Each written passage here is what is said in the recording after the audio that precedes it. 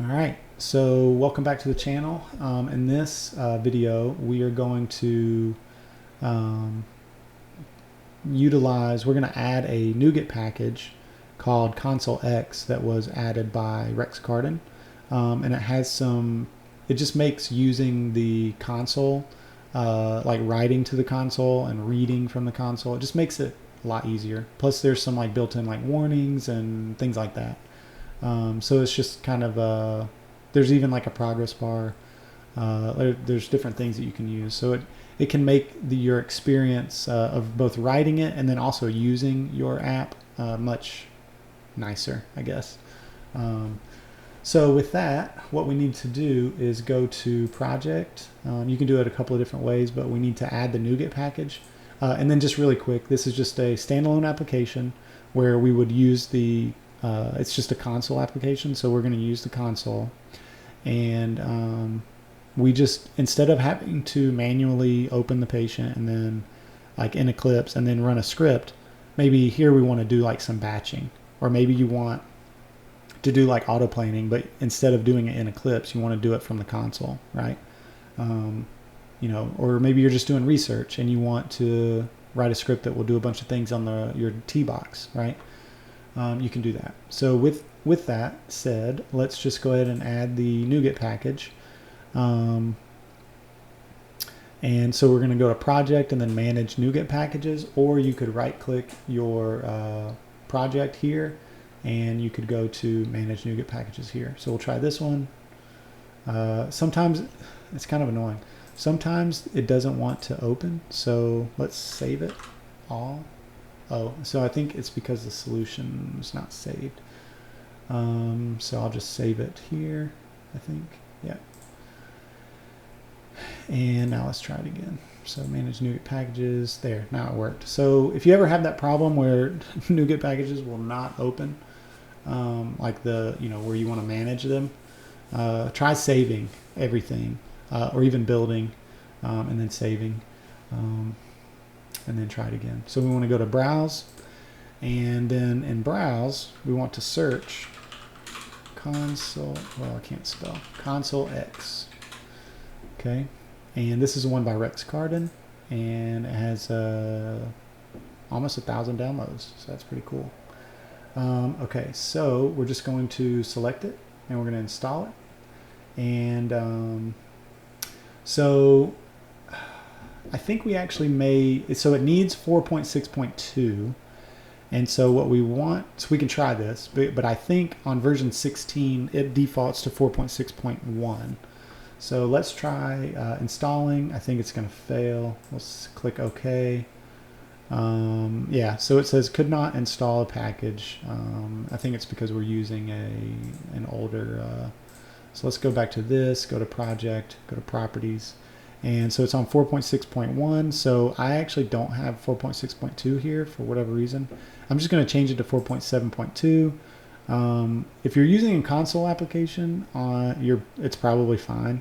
The only time that you really the only time that I've ever personally run into issues is where, let's say you've been developing for a long number of years, or maybe you have a team that has been, and maybe they're using something like Prism from when you were on version 10 or even like version 13 or 15, right? Depending on the version of Prism that you used, then you might be limited. Like if you just place your DLL in your scripts folder, right?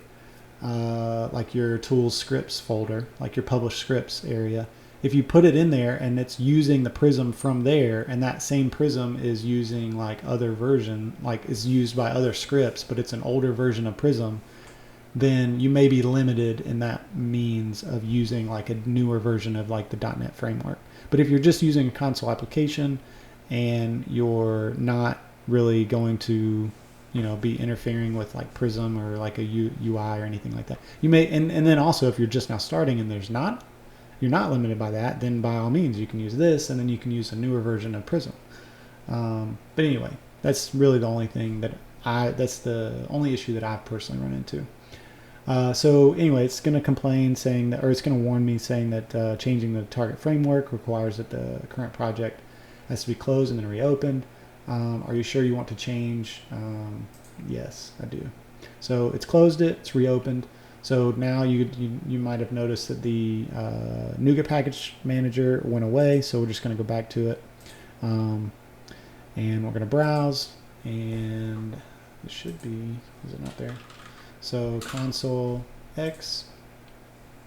Now we'll try it again. We're going to do install. Click OK. And it should work this time. Yeah, so I think it worked, which is weird. There's no output. Yeah, there we go. So it finished, but also it changed to uninstall. So now I obviously know that it's installed. All right, so we can close that, and now we can actually use it. So let's just create a variable. So like maybe we want it to be just a private variable. So we'll just say private static console. I think it's console UI. And then we'll just call it UI for short. Or you could call it console, or whatever you want to. And you'll notice it's complaining. So I'm going to do control dot, and that says using ConsoleX. All right. So I'm just gonna. I don't need to set it or anything. I can set it when I start the app. So when the app executes, then we'll create that. So we'll say UI equals new console UI. And if you notice, like I said, I'm using version Community Edition version 2022, and there was some autocomplete there. So it figured out like what it like predicted what I wanted to do and told me if I hit tab, it will complete it. So I hit tab twice and it completed it for me. So it can be, especially as it starts to learn like what you're doing, and especially like with ESAPI, because it knows it's like if you don't use var, like if you use patient, like it knows, okay, well, you're probably going to, it can kind of help you figure out like what you want to do. So we have this if patient is open, close the patient. I actually have this in a method, so I'm going to change that.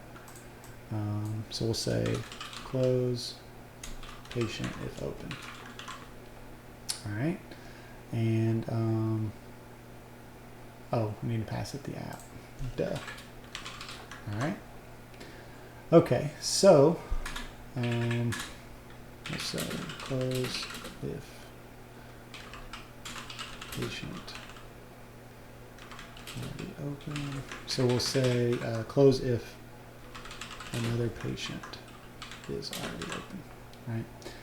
And again, if you've watched the other videos, you already know, but you can't try to open a patient when there's already one open. At least I'm pretty sure that it will throw an error. So, all right. So let's see, where would we want to use the UI? So maybe instead of like looping through all of these patient summaries, maybe you just want to get the ID from there, right? So let's comment this out. And so now we're not looping through patient IDs. So let's just comment this out as well. Actually, instead of commenting all of it open out, let's just comment the loop and comment this. All right, so we have this patient. So let's create a string. So we'll do a private static string. And actually, instead of doing that, let's do this. So I'm going to do Control KD to fix the formatting. And you might notice there's like less space here. I just have it set to two spaces instead of 4 for a tab. So like when I hit tab, it's only 2 spaces instead of 4. All right, so instead of this, what we want to do is we want to get the patient from the UI, or from the user, right? So we want to say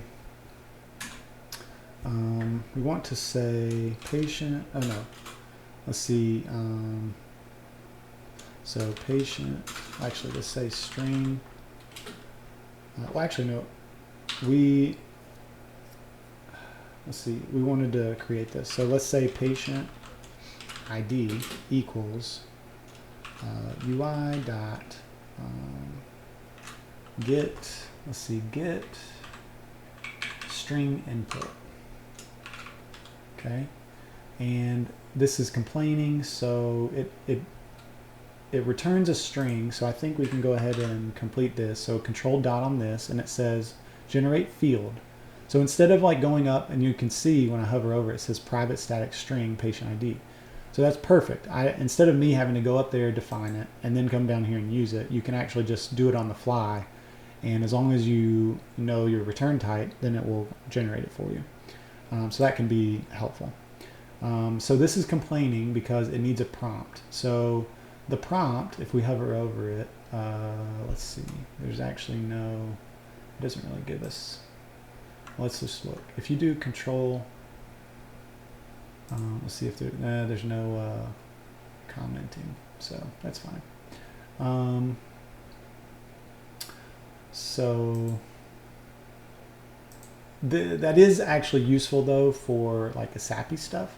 So like let's say you wanted to learn more about like a patient's method, right? Like let's say your let's see, that we don't have that yet. Let me, just for the sake of this, let me uncomment this. So now we know what this patient is, right? So if I do control, if I hold down control and then click on this patient, it will take me to the documentation that the API provides for this this object. So we could look down at like can remove course, and so you could view this method, and then you can view the information for it. One of the things that it's especially useful for, well, like here's begin modifications. It tells you a little bit about that. But instead of this, maybe you're interested in, let's see, I'm already at 12 minutes, so I'll go quick. Maybe you're interested in trying to figure out how to create a beam, right? So you have a, let's see, you have a plan, and I think the plan, so let's say our plan equals patient dot courses dot first dot plan setups dot first dot well, we'll just say that's the plan, right?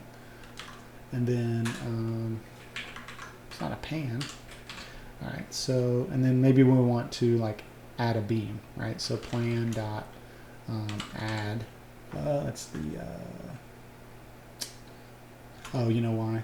It's because we need an external beam, external plan setup. We need for it to be that. And let's say instead of that, we would say courses.first dot add external plan setup. And I think that path takes something. So you need a structure set. So we'll just say, oh my gosh.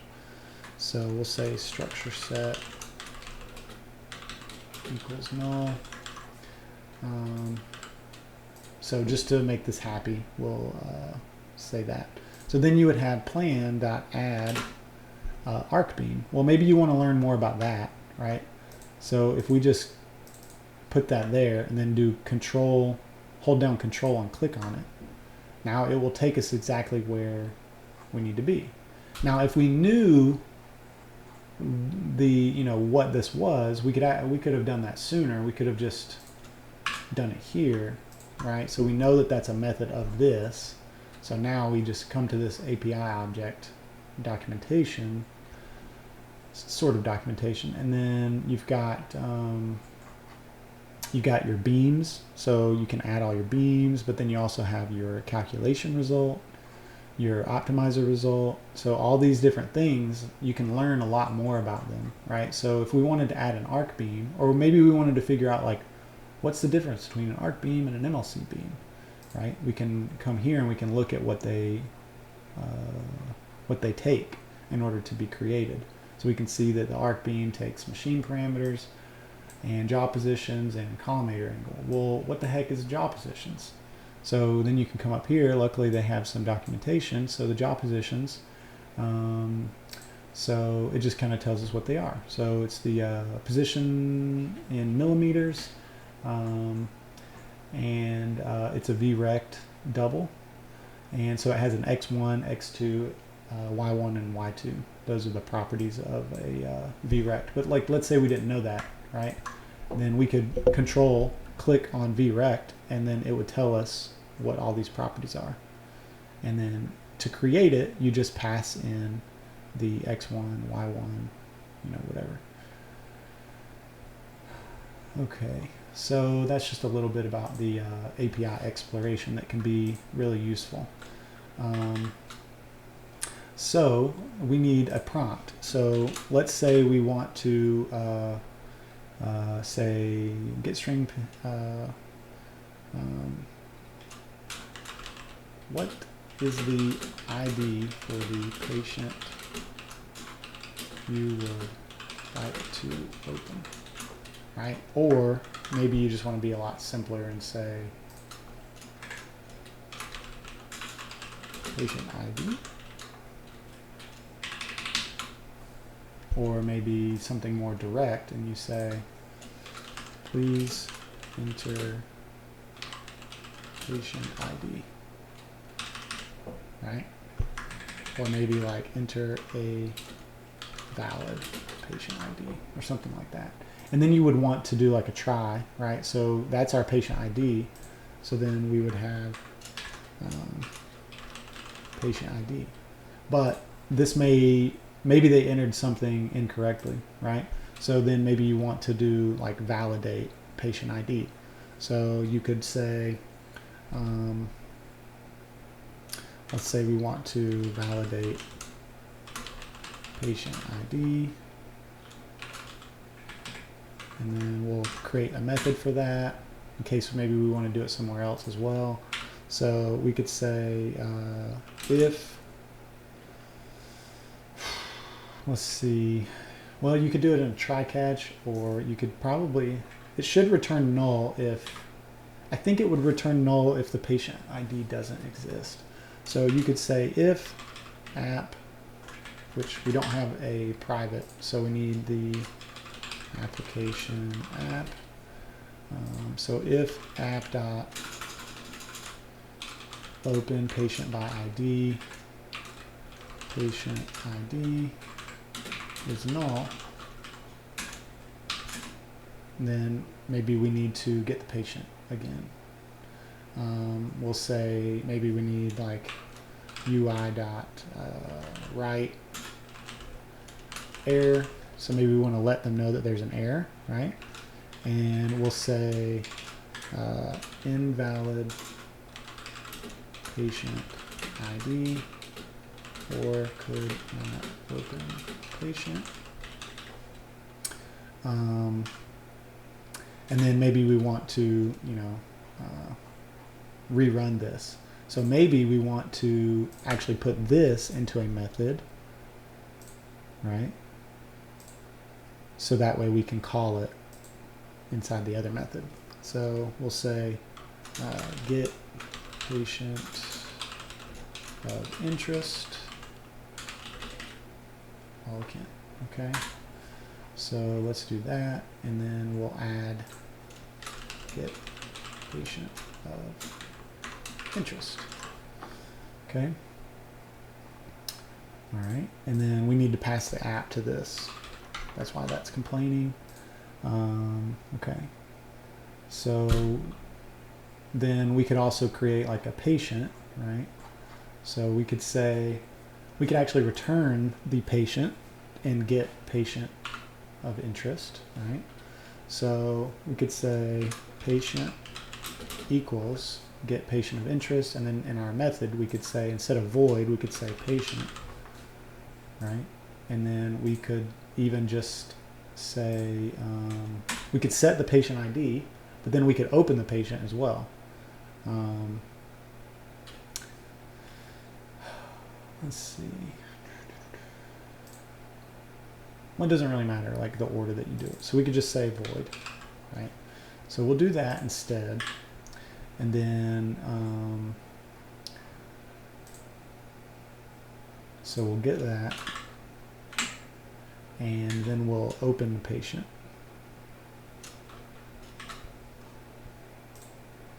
Let's see, validate patient ID and open if valid.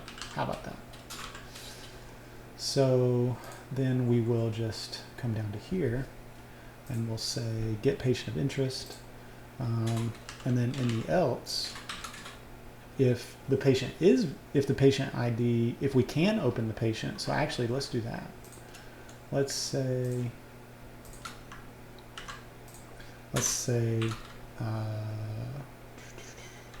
patient equals app.open.patient ID, and then we'll say, let's see what it does. Oh, that's patient. So then we haven't created that yet. So let's generate a field for the patient. So private static patient underscore patient. So we created that for us, and then we'll do patient. If the patient is null, then we'll do all this. Else, well, we just need to set that the patient is open property. So patient is open equals true, right? And then you could say validate, right? So let's see, why is this complaining? Oh, we never renamed it. So let's try that. Nope. So I lost my ability to rename it automatically, so we'll just do this. All right. And let's see, I think, so it returns open patient if found.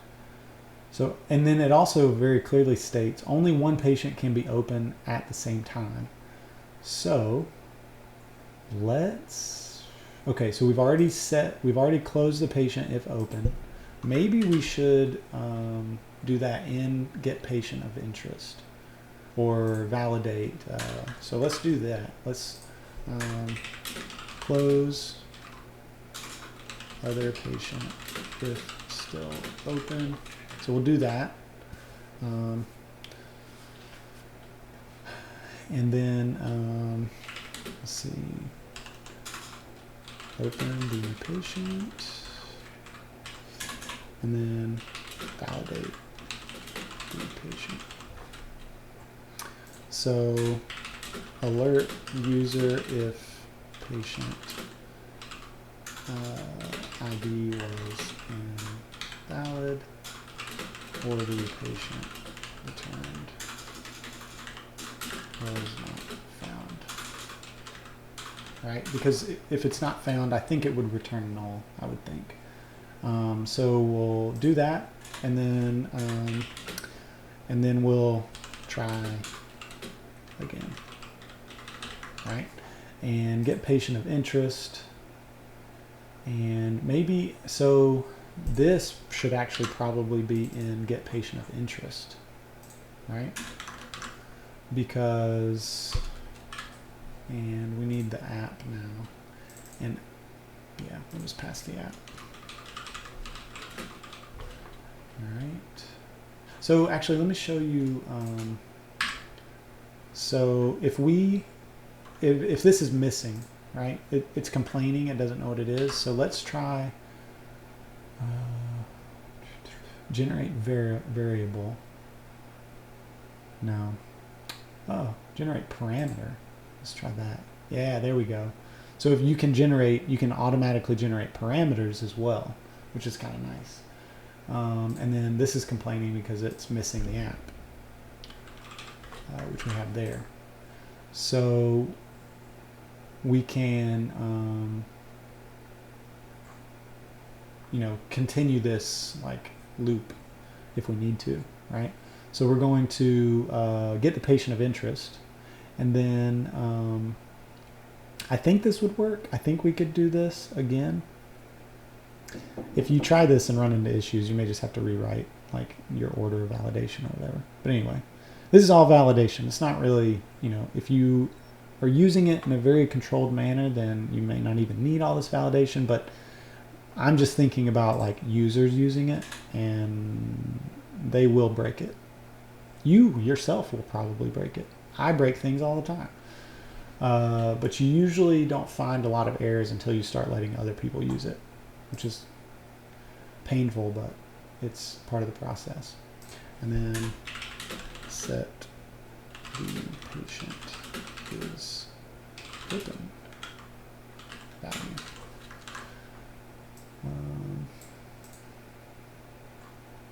All right, so then we'll go through this. I think we need to pass the app to this.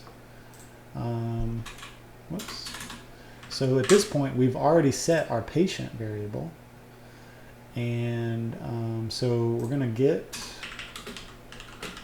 oh, actually, we actually don't need that because we do that in, let's see, if patient. Yeah. All right, so we're going to get the patient ID. We're going to set that in this first, and then we're going to validate it. And if it's valid, we're going to open the patient. We're going to set the patient property. And then if it's not valid, then we could actually return null. We could actually return a bool. So if you wanted to, like if this failed, like if doing this didn't work, then you could, so if the patient is null, you would return false, right? And then if it is null, then you would return true. Okay, tab gave me that. And so then if we had a patient is valid, so, or actually we would say if that is true, returns true, we could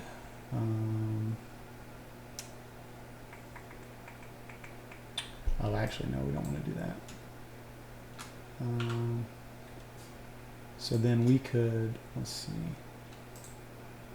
So we'll do the same thing. We'll return true.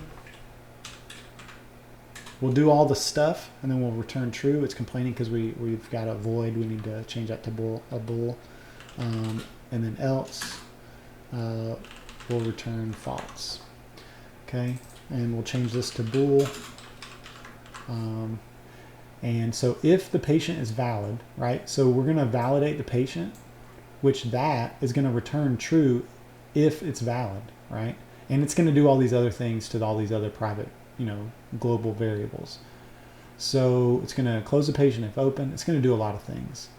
Then it's going to validate. It's going to try to open the patient. If that patient is null, then it's not valid, right? Or it just couldn't be opened or couldn't be found. So then we're going to return false, right?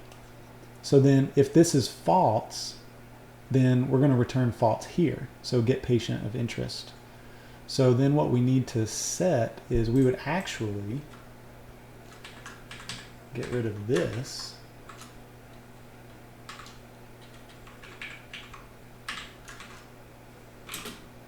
And so now patient is open, we will set to this, right?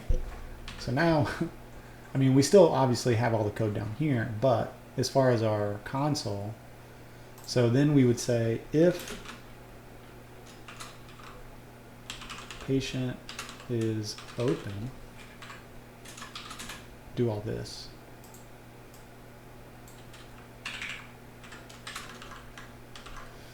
Okay. Else, then we need to, rerun the stuff. Okay. All right, so I'm already at 30 minutes. We could do try again, right?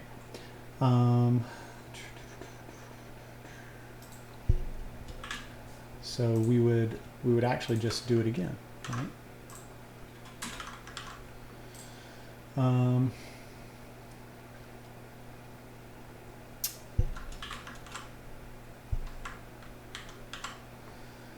And then you could just do like a loop, or see, I feel like I feel like this is where you would benefit from, instead of return true, you would, like if it's false, then you would just call on itself again. Like I feel like that's what we would do here.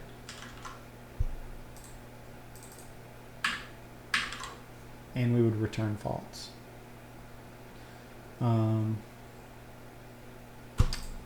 See, I feel like this would actually be a void. I feel like that would be the best thing, the best option.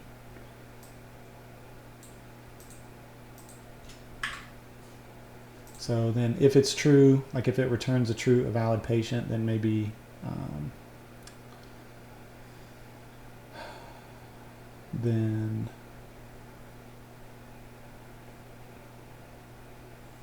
then we don't need to do anything else. And then if it doesn't, then it's just going to loop through it again, right? So there's probably some issues with some of this logic because we were going like in a bunch of different places. Well, no, we write that, and then eventually we'll write again. We'll do the please enter valid. The other thing that you can do is you can actually skip lines. So sometimes your UI can get, or the console can get a little funny to, or like hard to follow. So you could say UI.skip lines, and then you can pass it a number of lines that it wants to skip. So you could do 2 or 4 or whatever. Let's see. And this is complaining because this doesn't return anything, because we don't need to do this anymore. We just need to do this, and then inside this we will just set, so if it works, patient is open gets set to true, right? And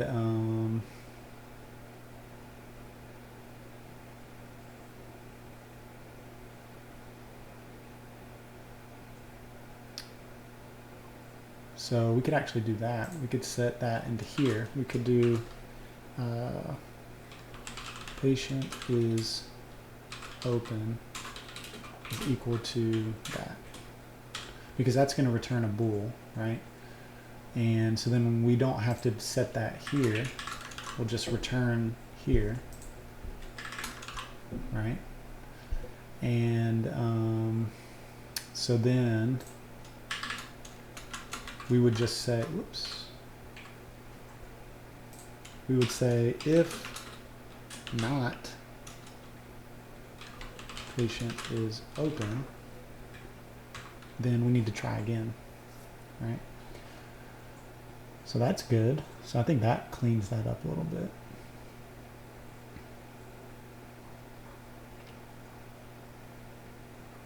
Yeah. Yeah, I think that's better. But again, I don't think we need this anymore.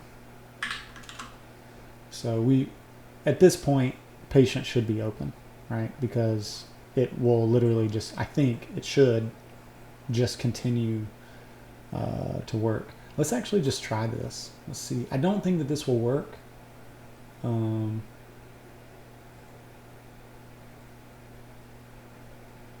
feel like something tried to work.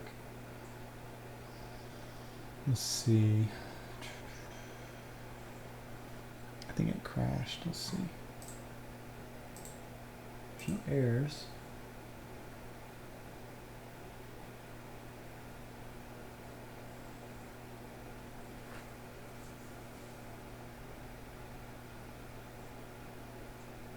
Let's see.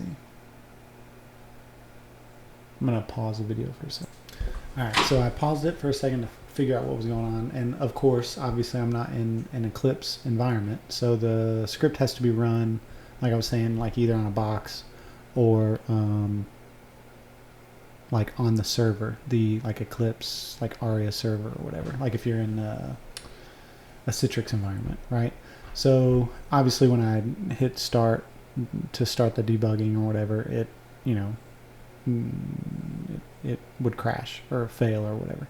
So, and the reason for that is because I was trying to create an application and, open a patient and all that stuff, right? which we hadn't even really gotten to the open the patient part. So it was just really it was just this part. So created a debug variable, and this is actually something that's useful in just general ESAPI programming anyway. Is that especially when you have like a UI and you just want to test like the user interface, then you can do certain things like if you want to say that you're in debug mode, right? And then you can still launch it in Eclipse, but then it just won't try to like write the the stuff to the database, like create structures or whatever. It'll like do something else, right?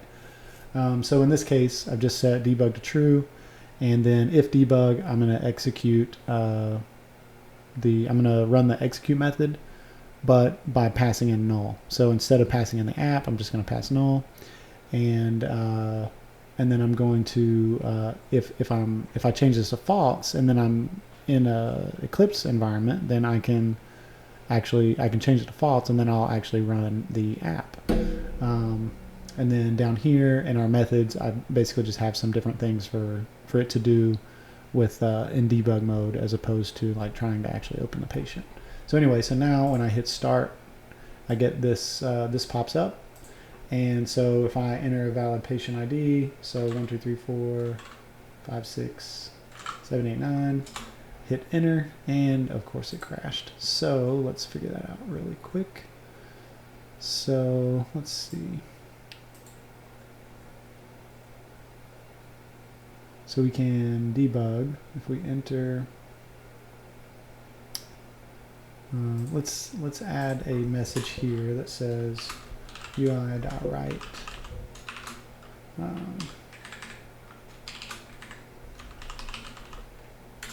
Attempting to open patient with ID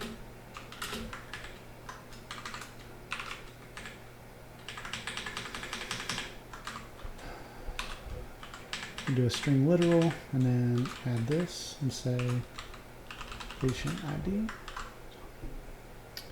All right, and so let's try that. Let's hit start, and then we'll get this. Let's see, 1 2 3. So attempting to open patient with ID 1 2 3, and we hit our breakpoint. So then let's step into. So then we go into here. And we're in debug mode, so we should just return true. So we'll step into, and then where's our app? So we did that, and if we look at our app again, okay, so patient with ID has been opened, and then we return true, so then what happens? All right, so then we get to there.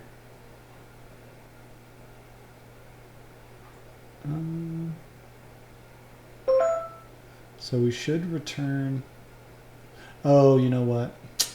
No, we never. Oh no, we returned true. Okay, so if we look at our locals, well,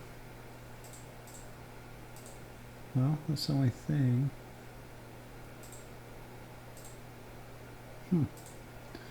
Let's see, why is patient? Why is that not a variable?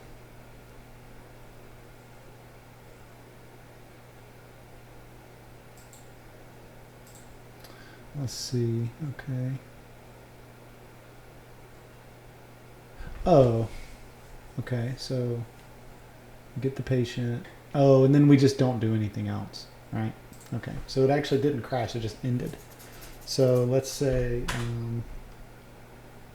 UI.write, or we'll say not write but read. We'll say get. We'll just try get response. What does that do? So get response needs. I think it actually said it needed a method.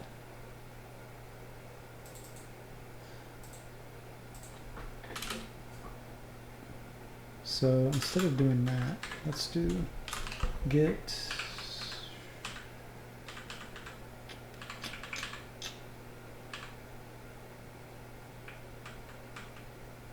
doesn't really matter what type of input we get, but let's just say we'll just say press enter to exit.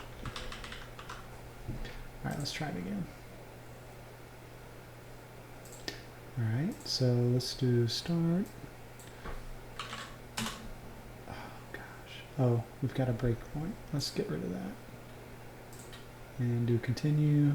And okay. So let's just try it again without the breakpoint. So then in our app, we would enter the patient ID, and then it would say attempting to open the patient. Patient with ID 123 has been opened. Pretending to do work, and work is done. Press enter to exit. All right. So, so I guess it wouldn't be press enter. Let's see. There's got to be maybe get input.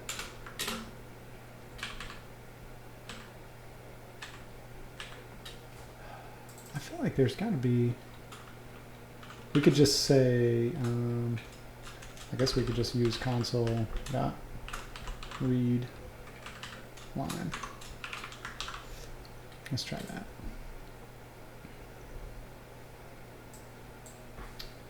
One, two, three, and then we're just there. So we could just say, in that case, we could say UI dot write.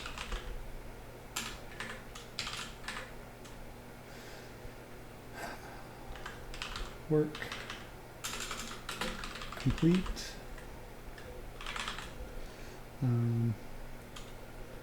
Press enter to exit.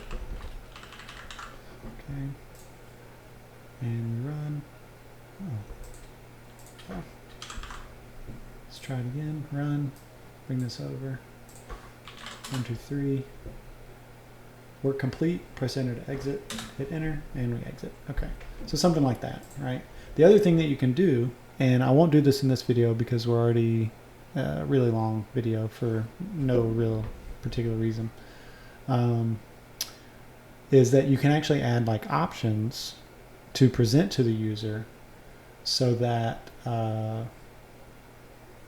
you can, you know, let's say you want to offer the user the ability to do a lot of things, right? Like maybe open the patient, and then, you know, maybe you want to view the data or whatever reason. You can do something like that.